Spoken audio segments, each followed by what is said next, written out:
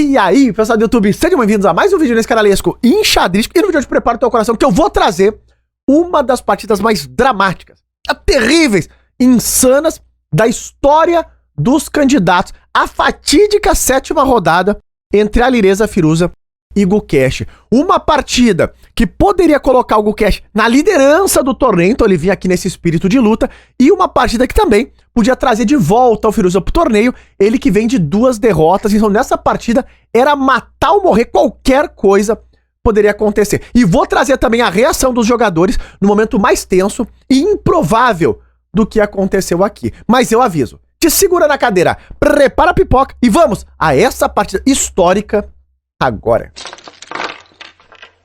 Então, pessoal, aqui estamos nós, e de brancas vinha a Lireza Firuza contra Gukesh nesta partida que é dramática. O Firuza, ele colocou nessa pelê um sistema London. Claro, o Firuza precisa tentar alguma coisa nova, precisa arriscar, ele vem de 2 derrotas. É uma partida matar ou morrer.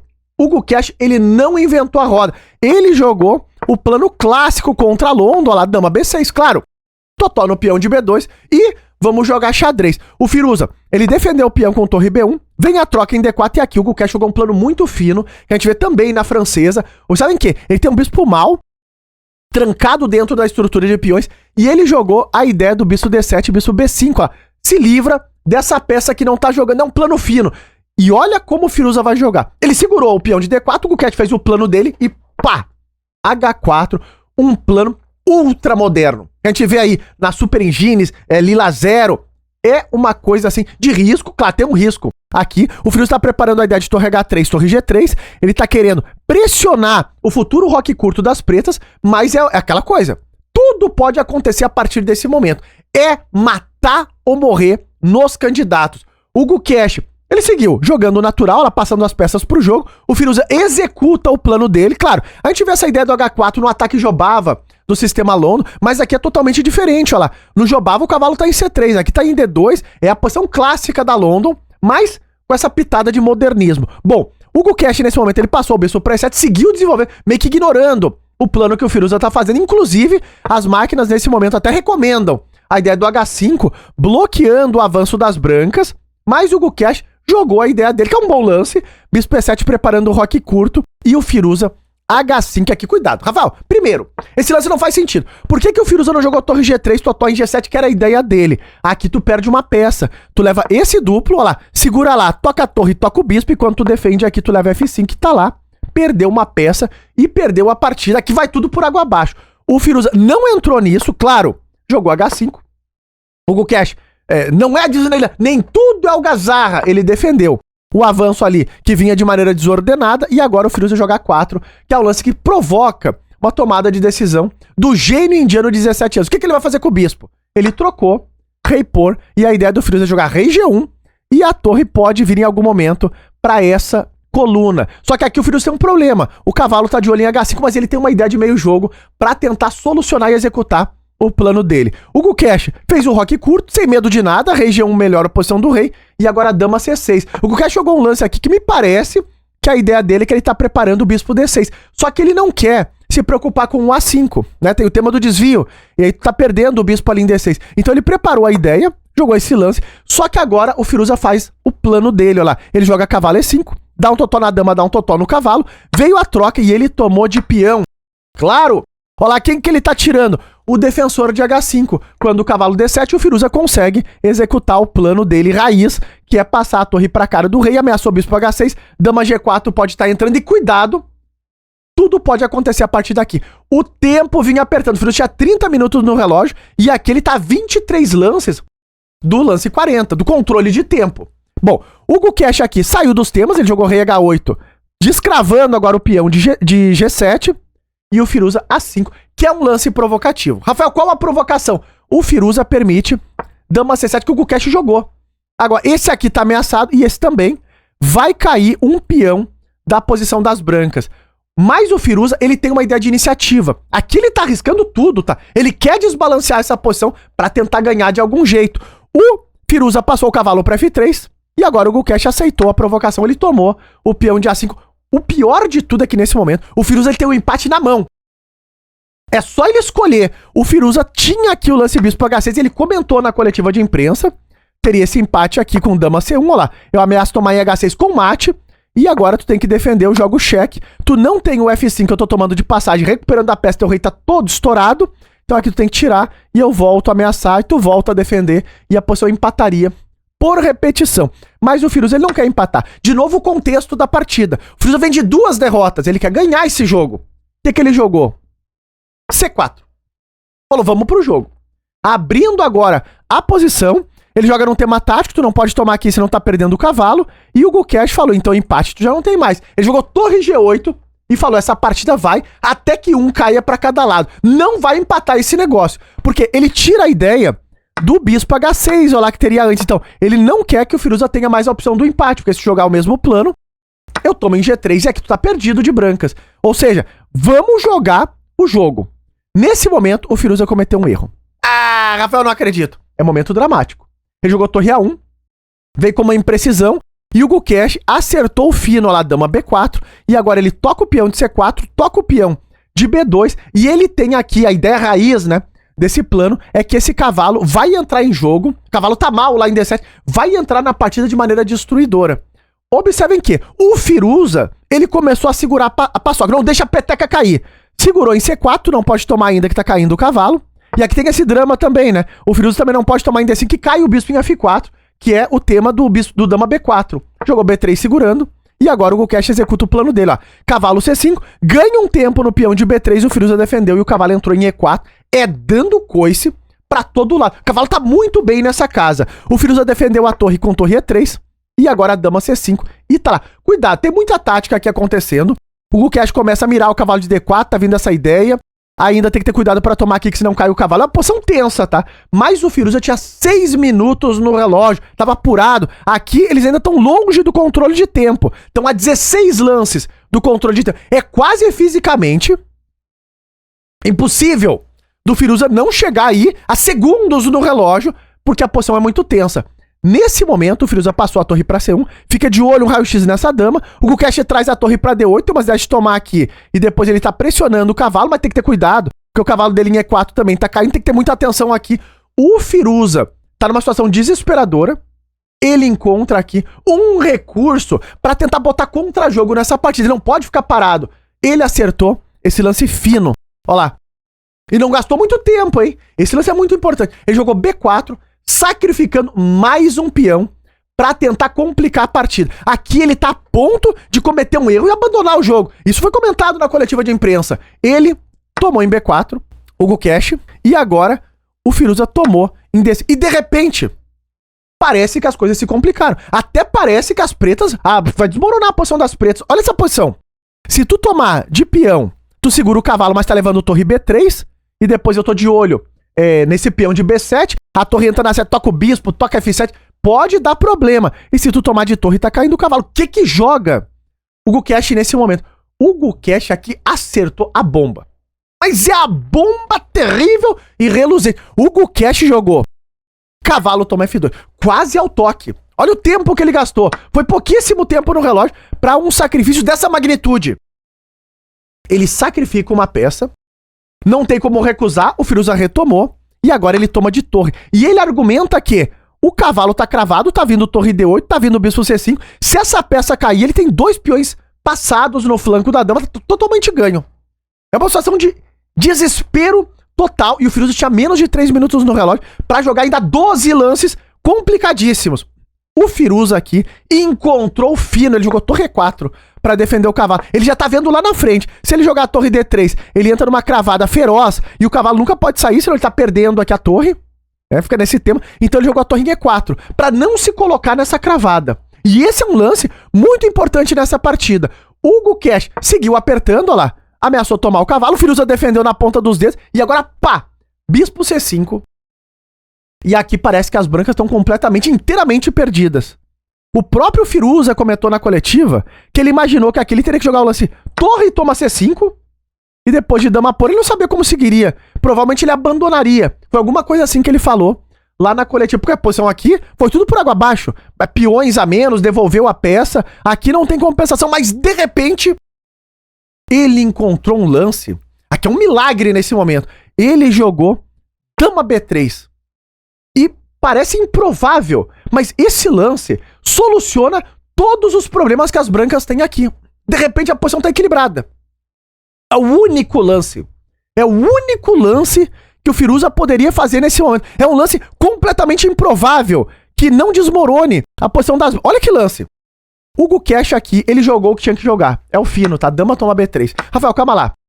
Por que o Gukesh não tomou aqui em D4? Porque inacreditavelmente essa linha não funciona. Olha lá. Se tu trocar as damas, eu tô ganhando todo o material do mundo. Mas aqui, o Firuza, ele tem torre toma D4. Olha que lance.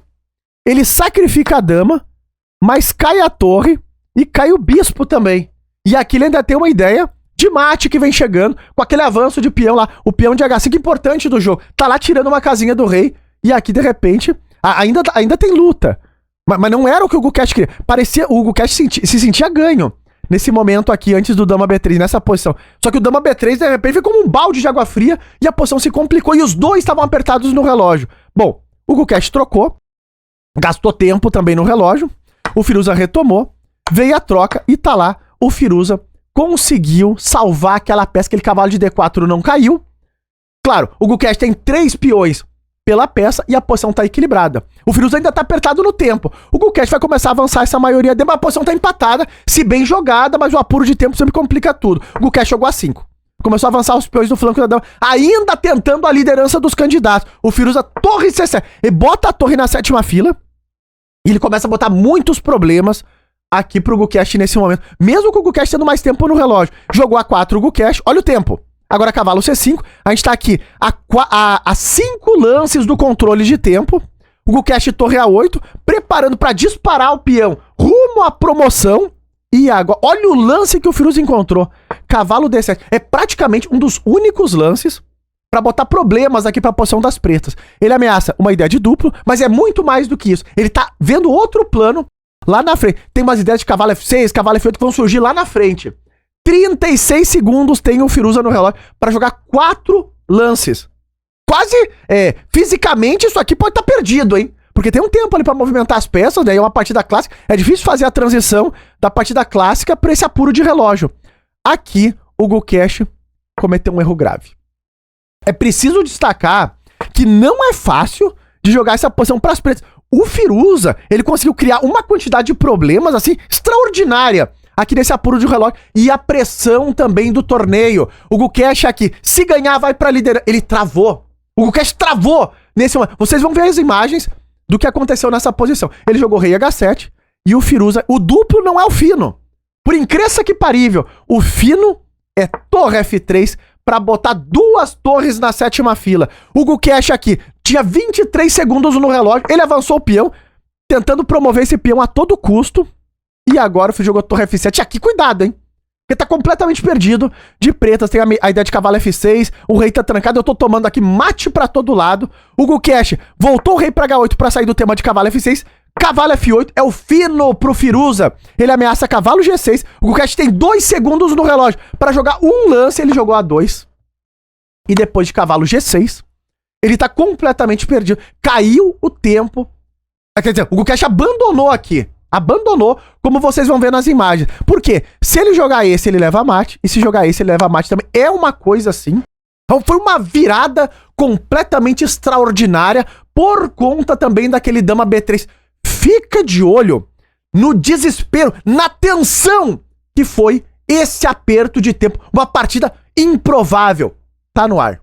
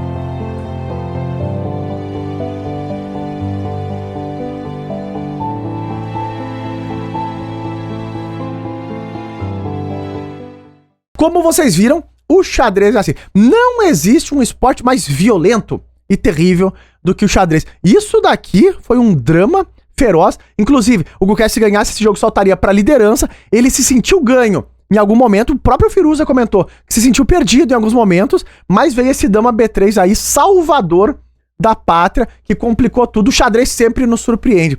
O Gukesh, ele compareceu à coletiva de imprensa. A gente estava acreditando que talvez ele não fosse, por conta da situação toda ali da partida, mas ele compareceu. A gente percebia, claro, que o Gukesh estava triste, cabisbaixo ali durante boa parte da entrevista, mas estava ali respondendo as perguntas da entrevistadora da FIDE. Ele analisou a partida junto com o Firuza, mas claro, uma partida que marcou com certeza ele bastante. Vamos ver como vai estar o Gukesh nas próximas rodadas. Agora precisa sacudir a poeira, se recuperar, porque a rodada 8 amanhã já vem pra cima, não pode ficar pra trás. Vocês sabem que o Firuza fez 98% de precisão, o lance brilhante da parte do dama B3, o Gukesh teve a pressão dele afetada, claro, por conta também do apuro de tempo, e acabou perdendo de maneira dramática essa partida. E olha os resultados atualizados. O Nepo, nesse momento, é o líder isolado do torneio. Os caminhos estão se abrindo pro russo mais uma vez, olha lá, 4,5. Claro que ele vem meio ponto na frente de um batalhão, o Gukesh, Caruana, Pragnananda. Esses jogadores estão aí na cola.